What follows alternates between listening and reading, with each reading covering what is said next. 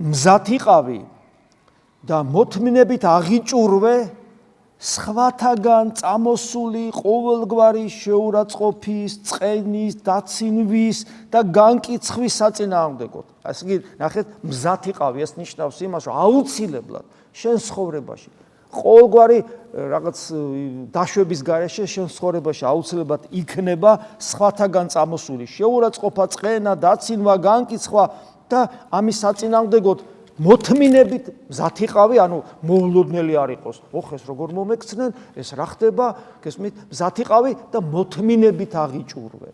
იმიტომ რომ ესეთი უნდა იყოს. ჩვენ ხო ვის ვაძავთ ჩვენ, ვის უნდა მივემსგავსოთ, ხო, თავად ღმერთს, რომელიც ადამიანად მოვიდა იესო ქრისტეს, ჩვენ ისეთები უნდა გავხდეთ. გესმით, ეს არის ჩვენი აქ ყოფნის მიზანი. ხო და ამიტომ ეს რომ მოხდეს, უნდა მოვითმინო და სადამდე მოვითმინო, მთელი ცხოვრება. უკანასკნელ ამოსულ თქვამდე. და ყოველივე ეს ქრისტიანული ღირსებით და სიხარულით უნდა მიიღო. ან წუწუნით კი არა, აი როდემდე ვიტანჯები, ეს რა ხალხია ჩემს გარშემო, როგორ უსამართლოდ მექცევიან და მაგას გეუბნებით, რომ ამის სასწავლებელი მონასტერი რო არა გვაქვს, ხო, ჩვენ არა ვართ მონაზვნები, არის ოჯახი და სამრევლო. და თუ ოჯახში კიდე თლად ქრისტიანული სულისკვეთება არ არის, ყველაზე კარგი აკადემია მაშინ არის სამრევლო. გესმით, სამრევლოში ისწავლება ეს.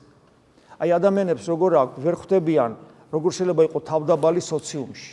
გონიათ თავდაბლობა სისუსტე. ეს ძალიან ბევრს ემართება, მათ შორის გონიერ ადამიანებს. რომ თავდაბლობა და სოციუმში მყოფობა, სადაც მეტნაკლებად უნდა შენი პასუხისგებლობები იტვირთო, ხო?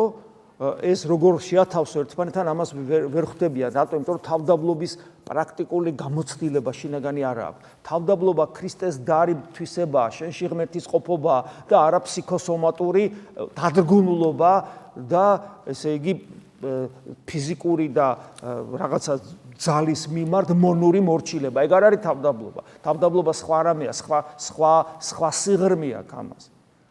გესმით? ეს ერთი მხარეა და მეორეა კიდე ის, რომ ჩვენ ხო უნდა ვისწავლოთ თავდაბლობა და ყველაზე კარგი ასპარეზი თავდაბლობის და მორჩილების სწავლისა, რომ ყველაფერი წყენა მიუტევო და აუთმო და შემდეგ, ეს არის სამრევლო ცხოვრება. აქ მაინც ნუ შემოვიტანთ ამასოფლის სულს.